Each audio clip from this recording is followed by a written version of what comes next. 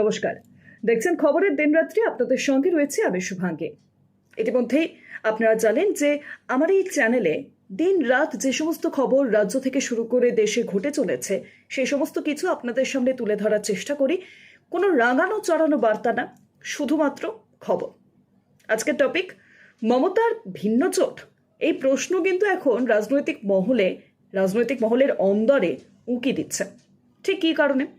আমরা জানি যে নির্বাচন শেষ হয়েছে, 2026-এর বিধানসভা নির্বাচন, এবং সেই নির্বাচনে যে প্রচার আমরা দেখেছি, সেই প্রচারে আমরা দেখেছি যে বিজেপির তরফে কিন্তু একমাত্র করা হয়েছিল প্রধানমন্ত্রী নরেন্দ্র মোদী এবং স্বরাষ্ট্রমন্ত্রী অমিত শাহ। তারাই বারংবার এসেছেন, নির্বাচনী প্রচার লাগাতার তারা চালিয়ে গেছেন। পাশাপাশি দলীয় নেতাকর্মীরা তারা তো আছেনই, কিন্তু তাদেরকে মুখ করা হয়েছিল। এই বিষয়টি কিন্তু বারংবার রাজনৈতিক মহলের অন্দরে প্রশ্ন জাগিয়েছিল। এবং তৃণমূল কংগ্রেসের তরফে আমরা দেখেছি যে তৃণমূল সুপ্রিমো তৎকালীন মুখ্যমন্ত্রী মমতা বন্দ্যোপাধ্যায় এবং তৃণমূলের সর্বভারতীয় সাধারণ সম্পাদক অভিষেক বন্দ্যোপাধ্যায় তারা একেবারে দাপিয়ে প্রচার সেরে গেছেন। গোটা জেলা জুড়ে তারা দাপিয়ে প্রচার সেরেছেন। এবং অভিষেক বন্দ্যোপাধ্যায় তিনি তো আমরা দেখি যে তিনি একদম রণকৌশল তৈরি করেন, কোথাও রোড শো, কোথাও প্রচার মঞ্চ, একেবারে দাপিয়ে বেরিয়েছেন তিনি। মমতা বন্দ্যোপাধ্যায়ও ঠিক সমানটাই। এবং প্রাথমিকভাবে যে বিভিন্ন খবর উঠে আসে যে তৃণমূল কংগ্রেসেই সংখ্যাগরিষ্ঠতায় ক্ষমতায় আসতে চলেছে, তবে পালাবদলের ছবি একেবারে স্পষ্ট। ক্ষমতায় এসেছে ভারতীয় জনতা পার্টি, বিজেপি একেবারে একক সংখ্যাগরিষ্ঠতায় 293 আসনের মধ্যে 207টি আসনেই জয়লাভ করেছে। 293 বলছি কারণ এখনো পর্যন্ত ফলতাতে পুনর্নির্বাচন বাকি রয়েছে, এবং ফলতার পুনর্নির্বাচনের পর, ফল ঘোষণার পর সেই কেন্দ্রটি কার ঝুলিতে যায়, বিজেপি নাকি টিএমসি, সেদিকেই আমাদের নজর থাকবে। তবে আজকে যে বিষয়টা নিয়ে আলোচনা করব, মমতা বন্দ্যোপাধ্যায়ের কি ভিন্ন জোট, এই প্রশ্ন কেন উঠছে? এই প্রশ্ন উঠছে কারণ পালাবদলের পর আমরা দেখলাম যে 9 মে অর্থাৎ রবীন্দ্র জয়ন্তীর দিন ছিল শপথ গ্রহণ অনুষ্ঠান, এবং ব্রিগেডের ময়দান বিভিন্ন রাজনৈতিক ওঠাপড়ার সাক্ষী। সেই ময়দানকেই কিন্তু বেছে নেওয়া হয়েছিল।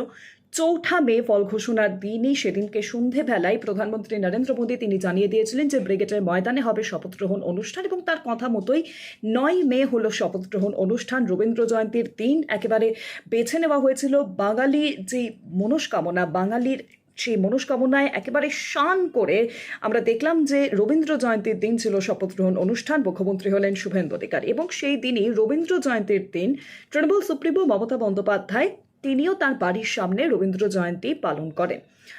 তিনি অবশ্যই জায়গা চেয়েছিলেন, কিন্তু তাকে জায়গা দেওয়া হয়নি। তার জেরে বাড়ির সামনেই, তার কালীঘাটের বাসভবনের সামনেই তিনি রবীন্দ্র জয়ন্তী পালন করেন। এবং সেই রবীন্দ্র জয়ন্তী থেকেই তিনি এক ভিন্ন জোটের কথা বলেন, বিজেপি বিরোধী জোট।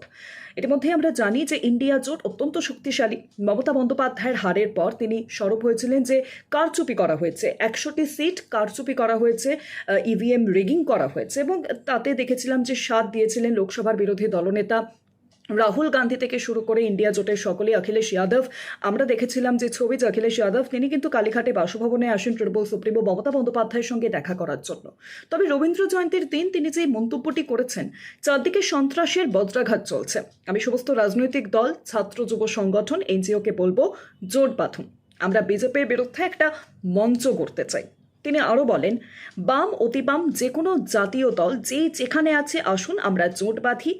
কেউ চাইলে আমার সঙ্গে কথা বলতেই পারেন। 4টে থেকে 6টা পর্যন্ত আমি প্রত্যেক দিন আমার অফিসেই থাকবো। আমাদের প্রথম শত্রু বিজেপি। তিনি তার বার্তায় স্পষ্টত বলে দিয়েছেন যে ভারতীয় জনতা পার্টি তাদের প্রধান শত্রু, এবং ভারতীয় জনতা পার্টির বিরুদ্ধে লড়াইতে নামতে চান। সেখানে বাম অতিবাম কংগ্রেস যে খুশি আসুক, সবাই মিলে আমরা একসঙ্গে জোট বাঁধতে চাই। তাহলে ইন্ডিয়া জোট কি ভুল করেছে? এই প্রশ্ন কিন্তু উঠে আসছে। ইন্ডিয়া জোট যখন বলছে যে বিজেপির বিরুদ্ধে তারা লড়াই শক্ত করবে, দিল্লিতে লড়াই শক্ত করবে, সেই আবহে মমতা বন্দ্যোপাধ্যায় তিনি বলছেন এক ভিন্ন জোটের কথা, যেখানে রাজ্যে বিজেপির বিরুদ্ধে লড়াই শক্ত করার জন্য তিনি বাম অতিবাম কংগ্রেস সকলকেই আহ্বান করছেন। এখানে আরও একটি প্রশ্ন উঠছে, বাম অতিবাম যাকে নিয়ে বারংবার মমতা বন্দ্যোপাধ্যায় প্রশ্ন তুলেছেন যে তারা বিজেপির হয়ে কাজ করছে, এবং এই অভিযোগও সামনে এসেছে বারংবার যে বামের ভোট রামে গিয়েছে। এবারের নির্বাচনে সেই আবহে মমতা বন্দ্যোপাধ্যায় তিনি বলছেন যে আসুন সকলে মিলে জোট বাঁধি। তাহলে কেন তিনি বলছেন? ইন্ডিয়া জোটের তরফে তো তিনি যথেষ্ট সমর্থন পাচ্ছেন, তাহলে কেন বাংলায় অন্য একটি জোট তৈরি করার পরিকল্পনা করছেন? যদিও স্পষ্টত আপনাদেরকে জানিয়ে রাখি যে সিপিআইএমের রাজ্য সম্পাদক মোহাম্মদ সেলিম মমতা বন্দ্যোপাধ্যায়ের এই জোটের প্রসঙ্গে রবীন্দ্রনাথের একটি লেখা উক্তি করে তিনি বলেন, জীবন যখন শুকায়া যায় করুণা ধরায় আইসো। এই মন্তব্য তিনি করেছেন, অত্যন্ত তাৎপর্যপূর্ণ। স্পষ্টত তিনি কিন্তু সোশ্যাল মিডিয়াতে সরব হয়ে বলে দিয়েছেন যে তারা কোনোভাবেই কোনো জোটে আসবে না। কেন তারা জোটে আসবে? বিজেপিকে তো মমতা বন্দ্যোপাধ্যায় নিয়ে এসেছিলেন, এই অভিযোগও তারা করেছেন। সেই আবহে আমরা দেখছি যে ইতিমধ্যেই কিন্তু দলীয় কর্মীদের মনোবল চাঙ্গা করতে আজ এবং আগামীকাল অর্থাৎ 14ই মে এবং 15ই মে দলীয় কর্মীদের সঙ্গে বৈঠক করতে চলেছেন এবার তৃণমূল সুপ্রিমো মমতা বন্দ্যোপাধ্যায়। ঠিক কী নিয়ে বৈঠক? এই যে দলের ভরাডুবি, যেখানে 80টি মাত্র তারা সিট পেয়েছে তৃণমূল কংগ্রেস এবারের নির্বাচনে, যেখানে তারা একেবারে কনফিডেন্ট ছিল যে তারাই একক সংখ্যাগরিষ্ঠতায় ক্ষমতায় আসছে। মমতা বন্দ্যোপাধ্যায় একেবারে আমরা দেখেছি ভোটের কাউন্টিংয়ের দিন পর্যন্ত তিনি বলেছেন যে অপেক্ষা করুন, সূর্যাস্তের পর সমস্ত কাউন্টিং দেখা যাবে যে আমাদের ফরে যাচ্ছে, 200-র বেশি আমরা সিট পাবো। সেই ভরাডুবি, যেখানে 200-র বেশি সিট তিনি এক্সপেক্ট করছেন, সেই আবহে 80টির সিট মাত্র পেয়েছেন। দলের এই ভরাডুবি ঠিক কী কারণে, তার জন্যই এবার কিন্তু আগামীকাল একদিকে যখন 15ই মে রয়েছে, পাশাপাশি আজ অর্থাৎ 14ই মে তার বাসভবনে একটি বৈঠকের ডাক দেওয়া হয়েছে, কালীঘাটের বাসভবনে, নির্বাচনে ভরাডুবির কারণ খুঁজতে। দলের সমস্ত শীর্ষ নেতৃত্বকে বৈঠকে হাজির থাকতে বলা হয়েছে। ভোটে বিপর্যয়ের পর ঘুরে দাঁড়ানোর ডাক দিতে পারে। পাশাপাশি বিজেপি পরিচালিত রাজ্য সরকারের বিরুদ্ধে আন্দোলনের রূপরেখা তৈরি করা হতে পারে, অর্থাৎ অন্য কোনো একটা সিদ্ধান্তের কথা আসতে পারে আজকের এই বৈঠক থেকে, এবং সেখান থেকে মনে করা হচ্ছে একটি ভিন্ন জোট কি তৈরি হচ্ছে। সেই আবহে আমরা আপনাদেরকে জানিয়ে রাখবো আরেকটি বিষয়। তৃণমূলের সর্বভারতীয় সাধারণ সম্পাদক অভিষেক বন্দ্যোপাধ্যায়ের নামে বারংবার অভিযোগ করছে যে তার কারণেই এই দলের ভরাডুবি। এই অভিযোগ কিন্তু আমরা দেখেছি ফেরাত কন্যা প্রিয়দর্শিনী হাকিম তিনি যেমন করেছেন, পাশাপাশি দলের বহু মুখপাত্র যাদেরকে ইতিমধ্যেই কিন্তু 6 বছরের জন্য সাসপেন্ড করা হয়েছে, কারণ তারা সরব হয়েছেন দলের বিরুদ্ধে। এবং তাদের অনেকেরই একটাই অভিযোগ, অভিষেক বন্দ্যোপাধ্যায় একমাত্র যার জন্য দলের এই ভরাডুবি। এই যে এতজন আমরা দেখলাম এমএলএকে যে বসিয়ে দেওয়া হয়, তার কারণ হিসেবে উঠে আসছে অভিষেক বন্দ্যোপাধ্যায়ের বুদ্ধি। অভিষেক বন্দ্যোপাধ্যায় তিনি কিন্তু নির্বাচনী রণকৌশল ঠিক করেছিলেন, এবং তার রণকৌশলেই আমরা দেখেছি যে ভোট হয়েছে। ঠিক কী রণকৌশল তাহলে তিনি ঠিক করলেন? যে যেখানে একেবারে ভরাডুবি হলো দলের, নতুনদের মুখ তুলে আনা হয়েছে, কিন্তু সেই নতুনরা তারা কোনোভাবেই আশ্বাস জোগাতে পারল না।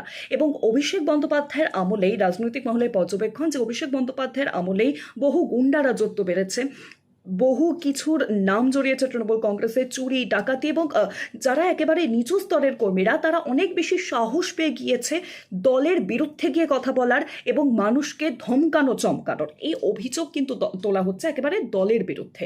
তাহলে অভিষেক বন্দ্যোপাধ্যায়কে নিয়ে কি সিদ্ধান্ত নিচ্ছেন মমতা বন্দ্যোপাধ্যায়, সেদিকে যেমন নজর থাকবে। পাশাপাশি আজকের এই বৈঠক থেকেই কিন্তু উঠে আসতে চলেছে দলের পরবর্তী রণকৌশল, বিজেপি বিরোধী যে রণকৌশল, বিজেপির বিরুদ্ধে যে রণকৌশল।